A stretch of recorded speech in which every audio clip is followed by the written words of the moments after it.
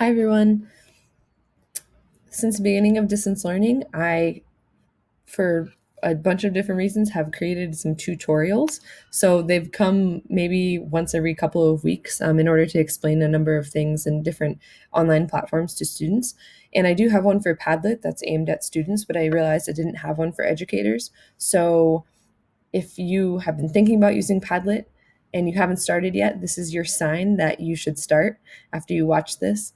And yeah, dive in because it's a really great tool for collaboration, for sharing ideas, for having student thoughts and ideas and questions all in one place.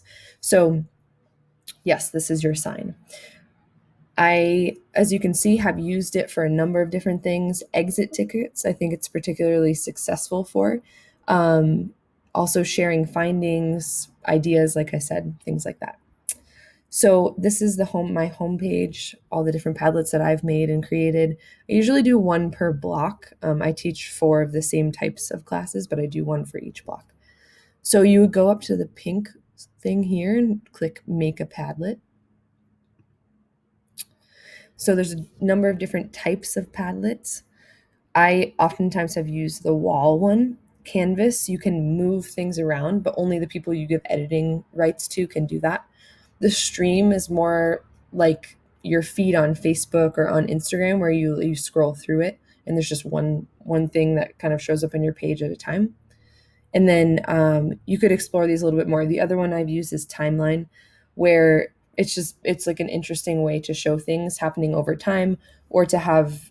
I think it's just sort of fun for students to be able to scroll right and left through each other's ideas. So those are the different types. So we'll start with this. This is what comes up. It makes up a random color and a random name for your Padlet, and you have to change all of that. So my smart Padlet, yeah, you would change the title of Padlet. Okay, and then you would write your description.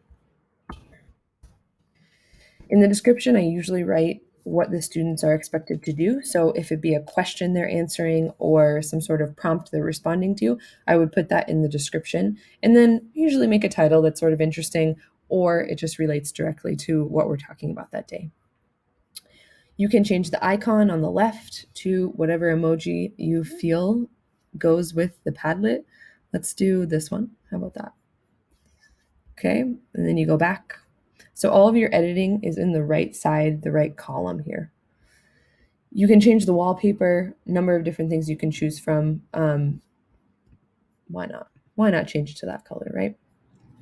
You can change this color scheme. You can change the type of font you would like to have. And so this bottom part is especially important. So attribution means that the author's name will be displayed above the post. That is only if your student has an account with Padlet already. If not, you need to tell them to write their name on it, or else they won't be able to get credit for it. You won't know that it was written by them. Comments also might depend on what kind of thing you're using the Padlet for. If it's just to put one idea and like an exit ticket, then maybe you don't need to put comments.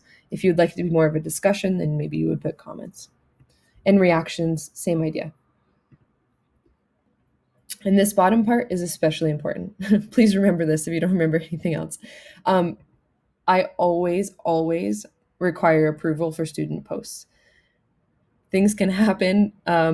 People can get a little wild, and we definitely don't want that to happen. So requiring approval doesn't take very long. If you're actively on the Padlet while students are posting, all you have to do is push approve. So you can filter what's coming out, make sure it's appropriate, make sure it's related to the content, and definitely also put filter profanity. Absolutely. Those are two super important options. Then you push next in the upper right hand corner. It says you're all set. You'll get an email in your inbox, and then you can start posting. Okay, it looks pretty basic here, and then all they have to do is push the plus button in the corner, and this is a test. All right, and then it shows up.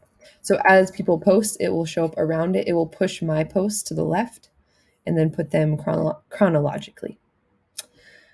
Yeah, if you have any questions, feel free to reach out to me.